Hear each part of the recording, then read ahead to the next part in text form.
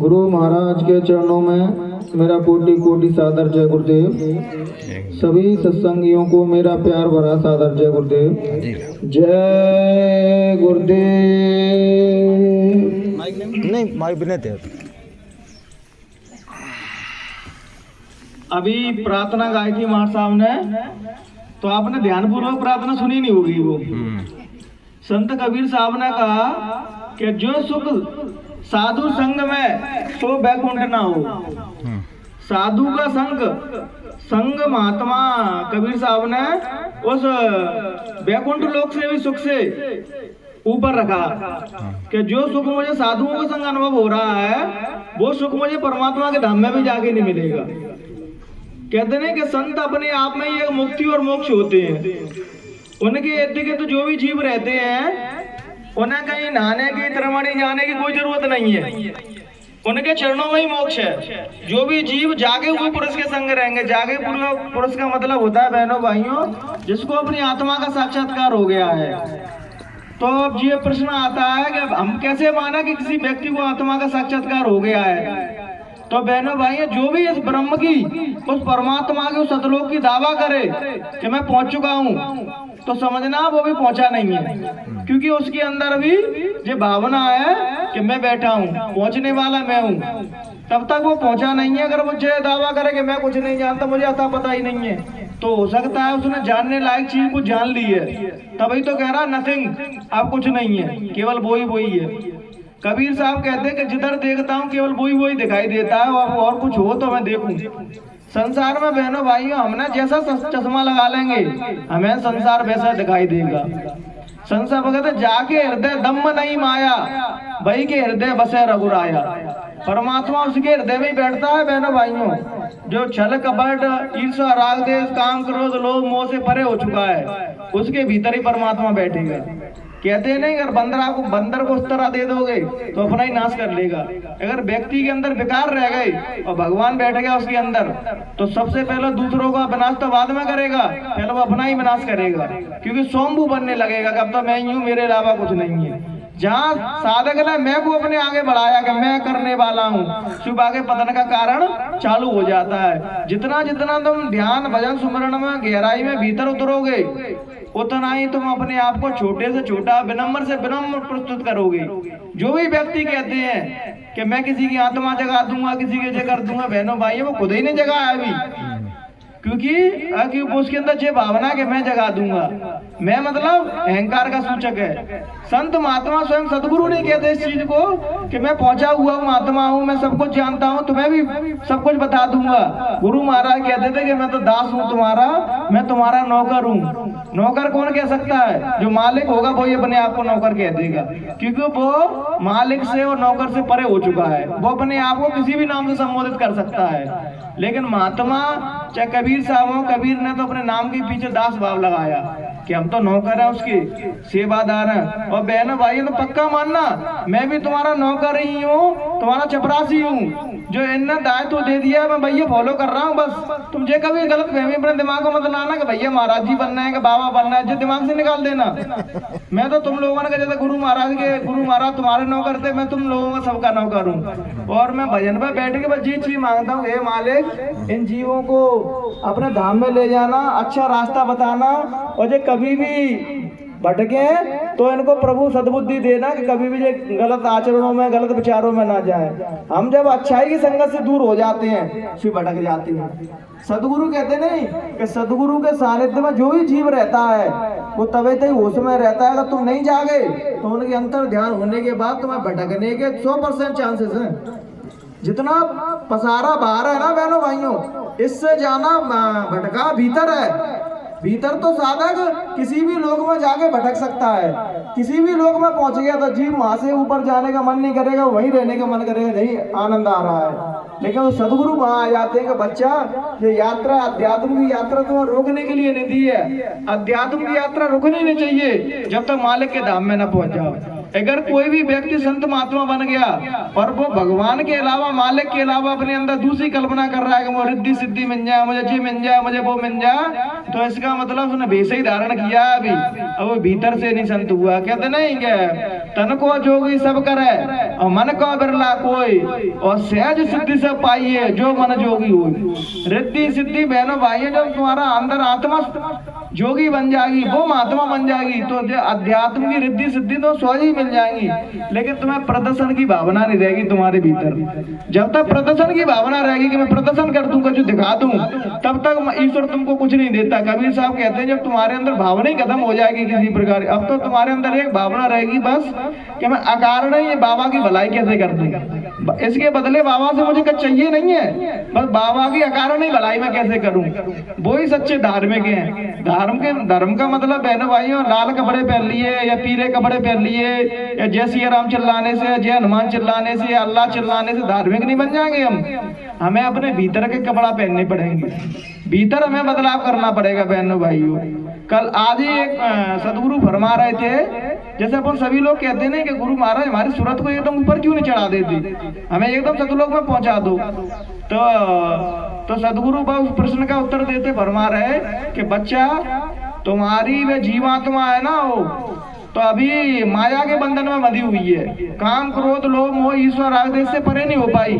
अब इसको खींचेंगे, जैसे ही अपन कोई सूती वस्त्र धो के और कांटे के पेड़ पर डाल दो सुखाने, तो बहनों भाइयों एकदम खींचेगो तो क्या होगा, वस्त्र बढ़ेगा। ठीक सदगुरु ऐसे ही फरमा रहे कि एकदम जीवात्मा को खींचेंगे, तुम्हारी आसक्ति में संसार से जुड़ी हुई है, तो वो वस्त्र फट जाएगा, जिसमें तो मनुष्य देह में बैठे हो उसको कंट्रोल नहीं कर पाओगे, तुम्हारी डेथ हो सकती है। इसलिए सदगुरु तुम्हें धीरे धीरे उस नाम में पहले डुबाते हैं, उस अंतर में रस दिलाते हैं, रस आने लगेगा धीरे धीरे। जब तुम्हारी बॉडी उस चीज के लिए कैपेबल बनेगी, तब तुम धीरे धीरे अध्यात्म में चढ़ोगे। बहनों भाइयों ने एकदम तुम्हें चढ़ाया तो वस्त्र की तरह हालत हो जाएगी तुम्हारी। इसलिए सदगुरु के जीव सानिध्य में रहते हैं, सत्संग सुनते रहते हैं और सेवा करते रहते हैं, तो हमारा हृदय पवित्र होता है। बहनों भाइयों, दो हाथों से सेवा करते हो तो कभी ये मत कहना अरे मैं बहुत बड़ा सेवादार हूँ, अरे तुम्हें तो वो एक काम दिया है, निमित्त मात्र हो तुम। किसी भी चीज का तुमने अहंकार किया, चाहे सेवा का हो, ज्ञान का हो, कि महात्मा बन गया, बाबा बन गया, सन्यासी बन गया, तो तुम हो गया तुम्हारा काम। तुम्हें कोई भी चीज करते हुए गुरु महाराज कहते हैं अध्यात्म की दौलत ऐसी है, इसको छुपा के जितना रखोगे उसमें ही तुम्हारी भलाई है। जितना इसको तुमने ओपन किया, वो माले ऊपर बैठे हैं ना, सब बंद कर देंगे तुम्हारे लिए। जो भी तुम्हें दिखाई सुनाई देता है सब बंद कर देंगे। जे गुण रहस्य इसको, इनको महात्मा वो ही जान पाते हैं जिनको बताने की भावना खत्म हो गई। अब वो जो भी बोल रहे हैं जीव महसूस कर लेता है कि जे माया से और इनके जो शब्द है उसमें ऐसी मधुरता है, ऐसी कशिश है कि वो माया से जीव अपने आप ही दूर भाग रहा है। जब हुजूर मंच से आते थे तो हुजूर को देख के ऐसा लगता था अरे संसार में कहाँ फंसे पड़े हैं, ऐसा लगता है इनके भीतर ही समा जाऊं। क्योंकि जब कोई जागृत हो जाता है कि परमात्मा और आत्मा में बस इतना ही अंतर है कि माया का पर्दा डला हुआ है, माया दूर उठी तो तुम्हें ही परमात्मा हो। कहते नहीं ईश्वर अंश जीव अविनाशी चेतन अमल सहज सुखरासी। भगवान वो मालिक तुम्हारे अंदर बैठा है और सतगुरु का बहनों भाई बस इतना सा ही काम है बस कि तुम्हारा परिचय तुमसे करा देना। अबे परिचय क्या है, मेरा नाम राहुल, बाबा का नाम जे, मार साहब का नाम जे, बस बाहरी परिचय से ही बन खुश है, बस बाहरी परिचय को अपना परिचय समझ रहे हैं। तुम अपने परिचय को समझ जाओगे तो फिर क्या कहने लगोगे अपने परिचय के आगे कि मैं अविनाशी हूँ, मैं कभी मरने नहीं वाला हूँ, मैं जनन मरण से परे हूँ, मुझे कोई सुख दुख नहीं व्यापता, सुख दुख इस शरीर को हो रहा है, सर्दी गर्मी शरीर को लग रही है, भूख प्यास शरीर को लग रही है। आत्मा को ना तो भूख प्यास लगती ना सर्दी गर्मी लगती, कुछ नहीं लगता है। आत्मा तो अपने आप में ही एक परमात्मा है, लेकिन वो अपन कहते हैं पर्दे से पर्दे जाए, तस्वीर को पर्दों से ढक दिया जाए तो तुम कहो तस्वीर दिखाई नहीं दे रही, तस्वीर दिखाई नहीं दे रही, वो तस्वीर है। लेकिन जब एक एक करके सारे पर्दे हटाओगे तो कह अरे गुरु महाराज तो इसी में पर्दों के अंदर थे। ठीक वैसे ही हमारी आत्मा हमारे भीतर है और हम देख बस इसलिए नहीं पाते भैरव भाइयों, क्योंकि सबसे पहला मैंने अपनी जाति का गुमान, फिर पैसा का गुमान, फिर गोरे काले का गुमान, जवान बूढ़े का गुमान, फिर मैं बड़ा हूँ उसका गुमान, इतनी परतों से अपनी जीवात्मा को ढक दिया है कि जब कोई संत महात्मा एक एक करके तुम्हारे विकार खत्म करते हैं तो तुम उन्हें ही सबसे बड़ा दुश्मन समझने लगती हो। तुम्हें जाति पात से ऊपर उठाते हैं कि मनुष्य ही जाति सबसे बड़ी है, मानवता धर्म सबसे बड़ा धर्म है। जो धर्म बहनों भाइयों हमारे लिए बने हैं, हम धर्मों के लिए नहीं बने हैं। वो हमारे बताने के लिए कि रास्ता कैसे चलना है, और हम क्या करते हैं ऐसे जड़मती बन जाते हैं कि धर्म के लिए किसी को हाल मार देते हैं। परमात्मा साक्षात बैठा उसको ही मार दिया धर्म के लिए। इसलिए बहनों भाई किसी भी किताब में, चाहे वो कुरान हो, चाहे रामायण हो, चाहे गीता हो या भागवत हो, किसी भी कुरान में मानवता के विपरीत कोई बात नहीं लिखी है। सारी बातें मानवता के लिए लिखी हुई है, लेकिन हम उसको समझ इसलिए नहीं पाते, अज्ञान के कारण हम नहीं समझ पाते हैं। हम शास्त्र पढ़ के किसी से लड़ने जाएंगे तो बहनों भाइयों शास्त्र का दुरुपयोग कर रहे हैं। तो इसका मैं एक उदाहरण दूं अष्टावक्र जी के जीवन से, कि जब अष्टावक्र के पिता थे तो बंधक नाम के ऋषि थे बहनों भाइयों। तो वो राजा जनक के यहाँ उनके राजगुरु थे, और कोई भी धर्म चर्चा करने आता उनसे बहनों भाइयों, तो वो क्या कहते हैं, अगर तुम मुझसे धर्म चर्चा में नहीं जीत पाए तो तुमको जल समाधि लेनी पड़ेगी। तो अष्टावक्र जी के पिताजी गए उनसे, संवाद किया उनसे, तो धर्मशास्त्र में बहनों भाइयों आ गए, तो बोलने की अब तुम्हारी सजा, तुम जल समाधि लो।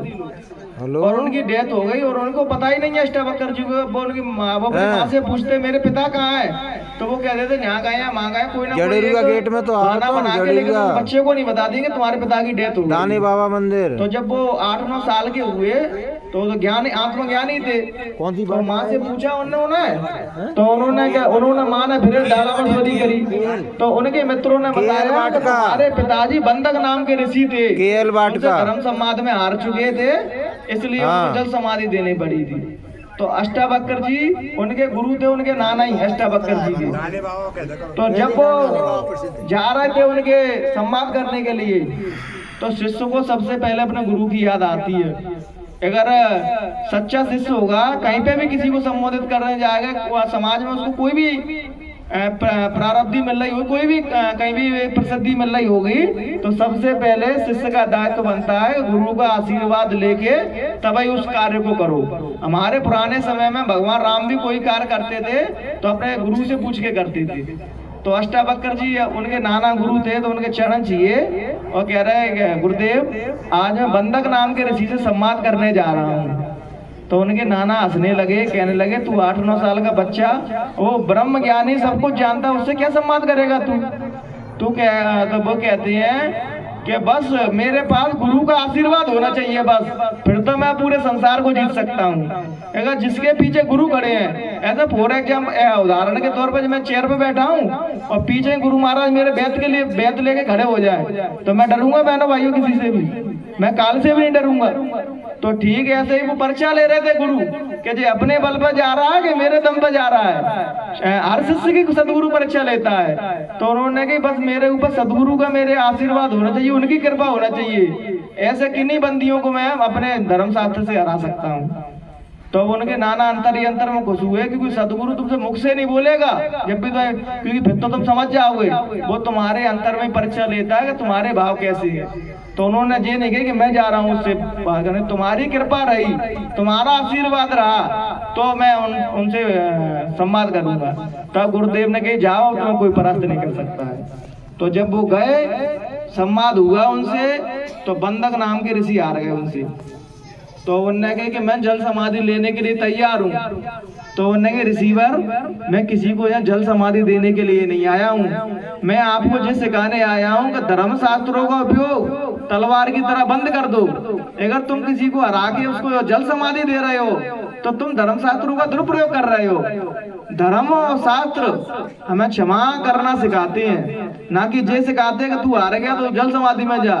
तुमने शास्त्रों का दुरुपयोग किया, तुमने धर्म का दुरुपयोग किया, उसका उपयोग तलवार की तरह किया कि मेरा कॉम्पिटिटर कोई खड़ा नहीं हो पाए, शुरू पहले ही जल समाधि दे दो उसको, तो तुम अबे सदगुरु कहलाने योग्य नहीं है। तो उन्होंने कि बालक तेना तो मुझे मृत्यु दंड से भी बड़ा दंड दे दिया कि क्षमा दान कर दिया। इसलिए तो कहते हैं क्षमा से बड़ा बहनों भाइयों कोई दान नहीं है। अगर तुम किसी के अवगुण को देख के भी उसको माफ कर सकते हो तभी तुम धार्मिक हो।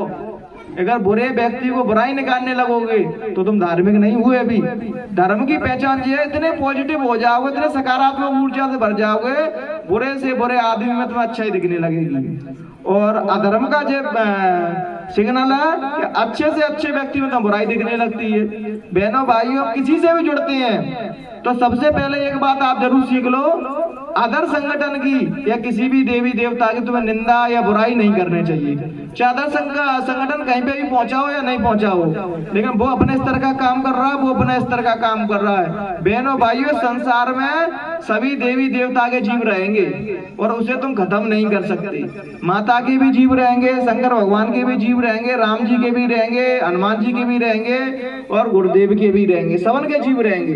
तो अपन जो चाहते हो कि भाई दूसरे के जीव मर जाएं, चाहते हो बहनों भाइयों, सबके जीव रहेंगे। कोई शंकर का उपासक है, कोई हनुमान का उपासक, बस हमें इतना करना है कि उसको जो कभी महसूस ना हो पाए कि मैं तुमसे बड़ा हूं कि छोटा हूं। उसको हृदय से लगाओ, उससे इतना प्रेम करो कि भाई धर्म तो प्रेम से रहना सिखाता है, लड़ाई झगड़ा तो सिखा रहा है। आज हम 45 करोड़ लोग गुरु महाराज की सीख को धारण नहीं किया, इसलिए लड़ रहे हैं।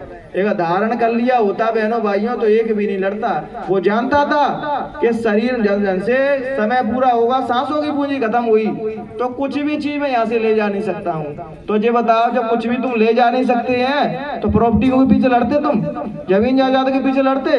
हम ये बात सब जानते हैं, ऐसा नहीं तुम अज्ञानी हो, तुम सबसे बड़े ज्ञानी हो सबके सब। बस ये है कि महात्मा और धार्मिक व्यक्ति वो बन जाते हैं जिसने सत्य को धारण कर लिया, और जिसने धारण नहीं किया वो संसार यही है अभी। तो आप ये मत समझिए मैं गुरु महाराज से जुड़ के खोटे कर्म करूंगा या कोई भी काम करूंगा और ये भी मैं अपने आप में झूठी भ्रम पा रहूंगा कि गुरु मुझे सतलोक में ले जाएगा। भाई सतलोक उसी को ले आ जाएगा, सतगुरु उसी जीव को लेने आते हैं जो सतगुरु के आदेशों पर चलता है, उनके बताए रास्ते पर चलता है। हुजूर जो बात कह गए हैं, अगर मानव मात्र की भलाई के लिए तुम उनकी बात को भी काटोगे तो गुरु महाराज पता है तुमसे प्राउड फील करेंगे कि तुम्हारे लिए अच्छाई और मानवता इंसानियत सबसे परी थी। कुछ चीजें ये नहीं, सतगुरु जिससे मुक्त है जितना बोल पाते हैं वो उतना ही बोल पाते हैं। कुछ चीजें हमें कॉमन सेंस भी लगाना चाहिए कि अच्छाई से बड़ा, मानवता से बड़ा कोई चीज नहीं है। वो कहते नहीं कि सांच बराबर तब नहीं और झूठ बराबर पाप, जाके भीतर सांच है प्रभुता के भीतर आप सदगुरु को खोजने जाओ कहीं नहीं मिलेंगे आपको, लेकिन किसी भक्तों के अंदर, किसी साधक के अंदर, किसी प्रेमी के अंदर देखने लगोगे तो प्रत्यक्ष रूप में दिखाई देने लगता है। आपने देखे कैसे?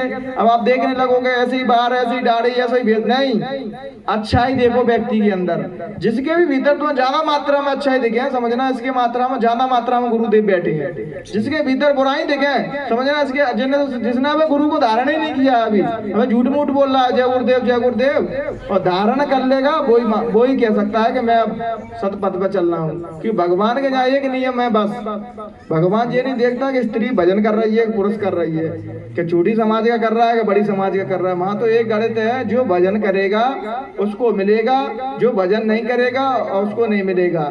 तो एक दरुआ कहता है एक संत से कि महाराज ये बताओ, जो संत होंगे देखा मरेंगे नहीं? तो संत जी बेचारे चुप रह गए, हाँ सही बात है, मरेंगे तो संत, तो फिर हम भी मरेंगे तो फिर अंतर क्या है? तो उसने कही कि तू जब मरेगा तो तू रोता चिल्लाता हुआ जाएगा यहाँ से, और जब मैं मरूंगा तो शांति पूर्वक जाऊंगा यहाँ से, चिल्लाऊंगा रोऊंगा नहीं। तो दरुआ कहता है कि महाराज अब तुम्हारे पाँव छिला दो। तो संत जी ने कहा कि नहीं महाराज मैं पाँव नहीं छिलवाता किसी से।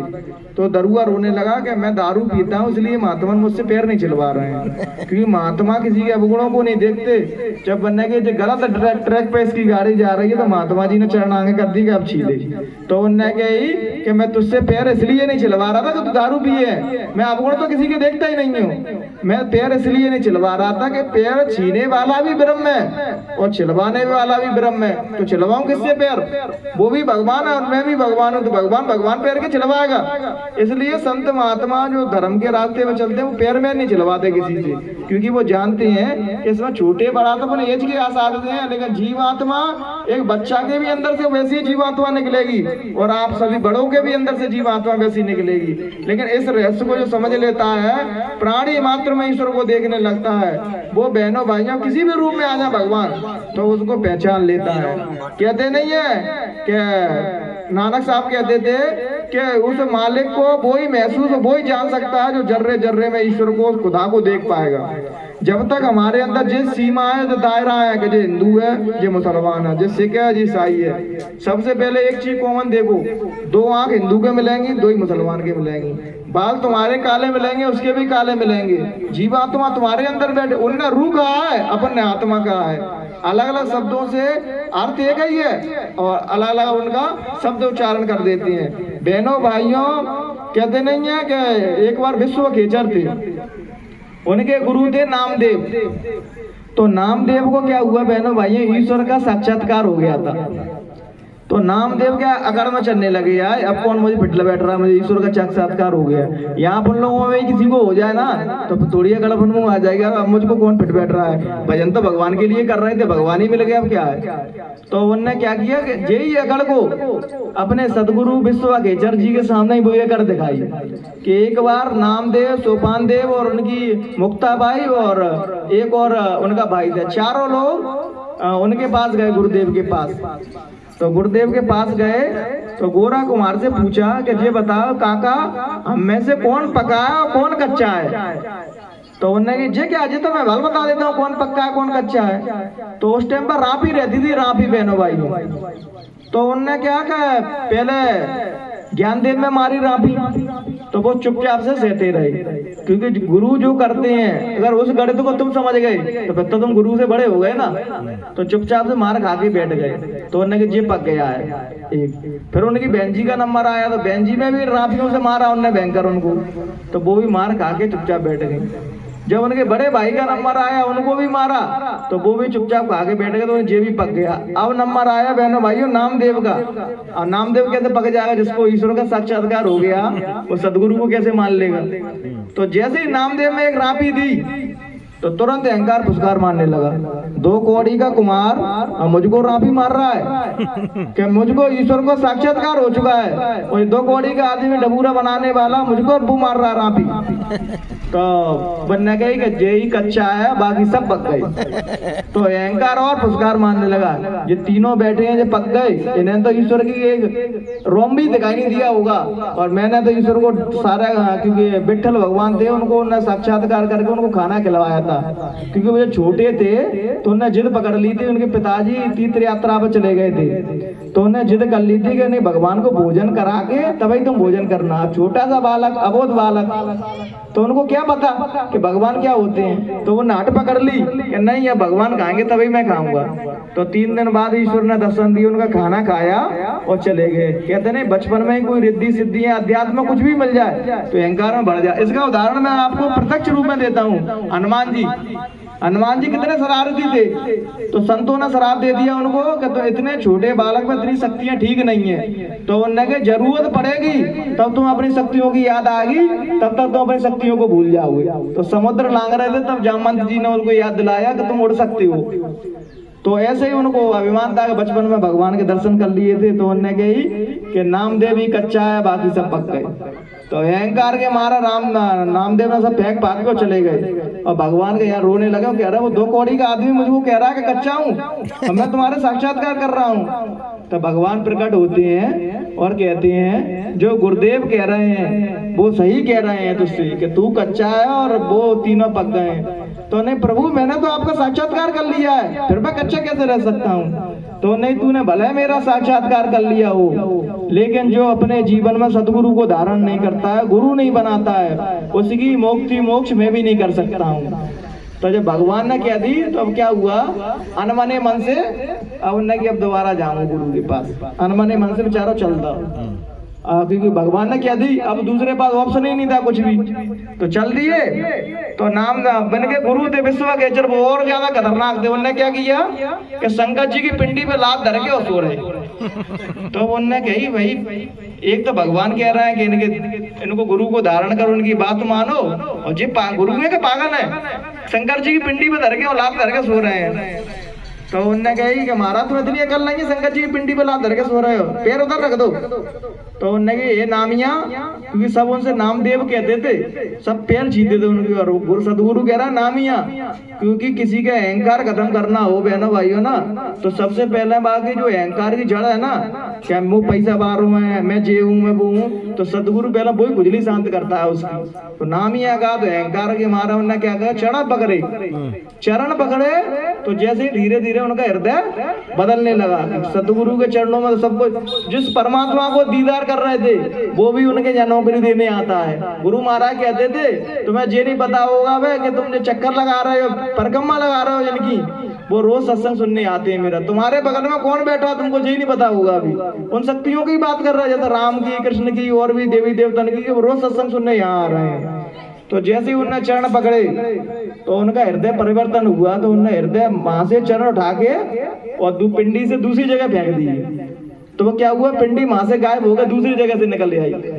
तो फिर तीसरी जगह फेंके चरण, तो वहां से भी पिंडी निकल आई।